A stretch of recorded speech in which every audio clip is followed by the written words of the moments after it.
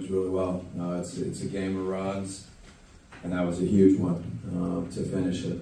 So a lot of credit to our players. Coach, obviously early in the game, we saw TNT captain exchange with you and Kevin. He jerked away from you. I'm just curious what was going on there early in the game with you and him. He and I are like old friends or whatever. We're always probably grabbing and talking to each other. So I thought he actually, his energy and his voice tonight was great. I think there was some kind of play, offensive play. He wanted something, I wanted something, and it's the beauty of basketball. So, but I think, as the game, really from that moment, his voice and, him talking, feedback, ideas, suggestions, was really, I think, a big part of the night. If I may, just a quick follow. Have you ever experienced that when you have an exchange with a guy and then it seemed like a switch flips, and he just engages that way with you the rest of the game because you guys were talking pretty much the rest of the way?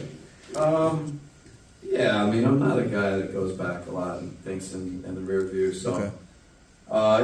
It's when you have great players and guys that know the game and think the game, and it's the beauty of coaching in this league is learning from players. These guys are teaching us all the time. I know it's supposed to be the other way around, but so no, it's all healthy. It's all good. Coach, to your point about it being a game of runs, at the end of the third quarter, it felt like we were outgoing. How much were you fully, completely feeling what the crowd was giving back, and how much you feel like that resonated with the game? Just looking around after we were down 20, it looked like they had a terrible time. And I hate, putting that type of product on the court. I know we should focus on the game and focus on the game plan and not look into the crowd and not engage with the crowd and keep professional, all this shit they tell us. But I surveyed the crowd and see, because we need them. We need that energy. So I looked around and just looked dead. And the only way to spark it up is to make some plays, see the ball go through the rim, and we did to start that forward. We got to start second quarter, though. That's really the game.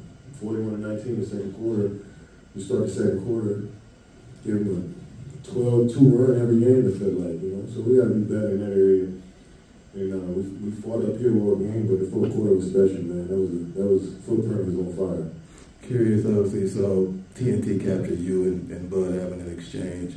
What was going on there? Yeah, that's what usually happens when you don't know the dynamics of a relationship. You catch something on TV, you get a quote, and now you pushing that narrative as if me and Bud don't do that shit all the time. We competitive as two individuals who want to see things done the right way. And sometimes my way ain't the way that Bud want to do it, and vice versa. And he allows me as a player on the team, a veteran on the team, to voice my opinion.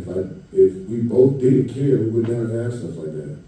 You know what I'm saying? So, and I'm glad that the win is going to sweep all that stupid stuff under the rug because people couldn't wait. Even some people in Phoenix and here couldn't wait to run with that, and say, oh, this is the reason why the team ain't playing well because of that specific thing. But come on, man.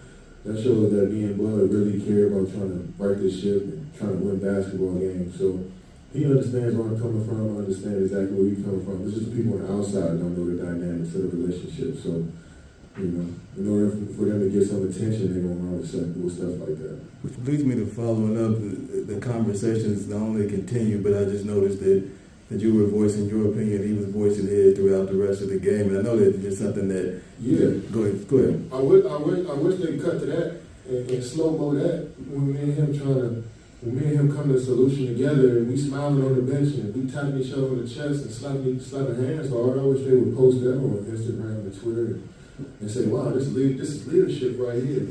But when we do that other shit, that's just an attention. That's just the nature of the world we in. That's the nature of the content and the NBA in general. So it's frustrating when you see shit like that and you see the reaction to it, but I know deep down what it is between Bud and I, and he knows it too. And this ain't the first time we got into it. Not even got into it. We had a quick disagreement and moved right after the next split. And so it's not gonna be the last either. And Bud knows that. He respects how much I care and I respect how much he cares. kind of considering where you guys are